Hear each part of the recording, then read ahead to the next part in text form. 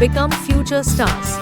अध्याय 11 विजयादशमी। लेख विशेष त्योहार आपसी भाईचारे का संदेश देते हैं।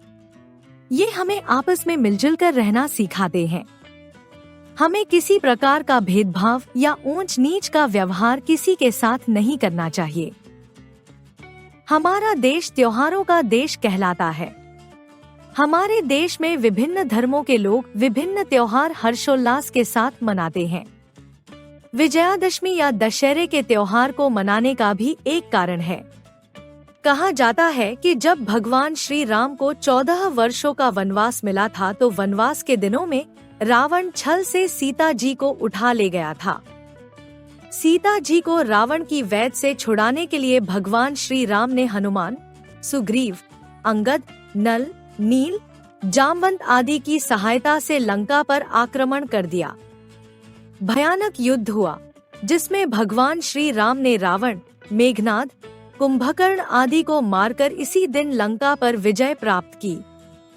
भगवान श्री राम की जीत की खुशी में ही यह त्योहार संपूर्ण भारतवर्ष में मनाया जाता है। आज दशहरे का त्योहार है। घर घर में प्रसन्नता छाई हुई है। छोटे बड़े सभी लोग रामलीला मैदान में लगे मेले में जाने की तैयारी कर रहे हैं। अनन्या और शुभम नए नए कपड़े पहनकर द्वार पर खड़े हैं। उनके मम्मी पापा अभी तैयार हो रहे हैं। भाई बहनों में मेला देखने के लिए बहुत अधिक उत्साह है। तभी तो वे दोनों अपने मम्मी पापा की प्रतीक्षा दरवाजे पर खड़े होकर कर रहे हैं। दादाजी ने उन्हें खर्च करने के लिए पैसे दिए हैं। वे इन पैसों से अपने लिए खिलौने खरीदेंगे।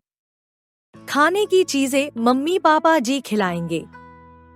दोनों भाई बहन कई दिनों से अमर भैया के साथ रामलीला देखने के लिए कह रहे थे। आज सवेरे ही अमर भैया गांव चले गए थे। वहां उनकी नानी बीमार थी। जब उन दोनों को पता चला कि आज की रामलीला में श्री राम रावण को मारेंगे, तब दोनों ने बड़ी मुश्किल से मम्मी पापा को मेले के लिए राजी किया था। अनिल तथा सौम्या, अनन्या तथा शुभम के मम्मी पापा तैयार होकर बाहर निकले। उन्हें देखकर अनन्या तथा शुभम के चेहरे खिल उठे। कुछ ही देर बाद वे रामलीला मैदान में पहुंच गए। आज वहां और दिन की अपेक्षा बहुत अधिक भीड़ थी। वहां छोटे बड़े सभी लोग असत्य पर सत्य की विजय को देखने के लिए एकत्रित हुए थे। लंकापति रावण असत्य के तथा भगवान श्री रामचंद्र जी सत्य के प्रतीक हैं। अनन्या तथा शुभम को विद्यालय में अध्यापिका ने ऐसा ही बताया था। यह त्योहार दशमी के दिन मनाया जाता है, इसीलिए इसे विजयादशमी कहते हैं। अनिल सरकारी अधिकारी हैं। उनकी पत्नी एक विद्यालय में अध्यापिका है, इसलिए इन चारों को बैठने के लिए आगे की कुर्सियां मिली।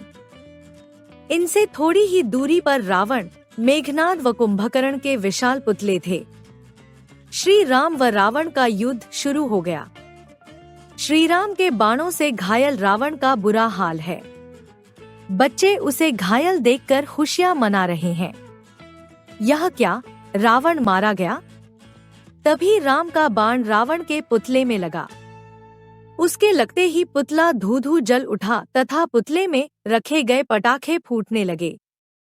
इसके बाद मेघनाद और कुंभकर्ण के पुतलों से भी पटाखों की आवाजें आने लगी। सारा वातावरण तालियों की ध्वनि से गूंज उठा। इस प्रकार पापी रावण का अंत हो गया। शब्दार्थ: हर्षोल्लास, खुशी के साथ। नवास, वन में निवास। छल, धोखा, आक्रमण, हमला, युद्ध, लड़ाई। विजय, जीत। प्रसन्नता, खुशी। मेला, मनोरंजन व क्रय विक्रय के लिए एक आयोजन। द्वार, प्रवेश व निकास का रास्ता। उत्साह, उमंग, जोश। प्रतीक्षा, इंतजार। अपेक्षा, तुलना में। एकत्रित, इकट्ठा।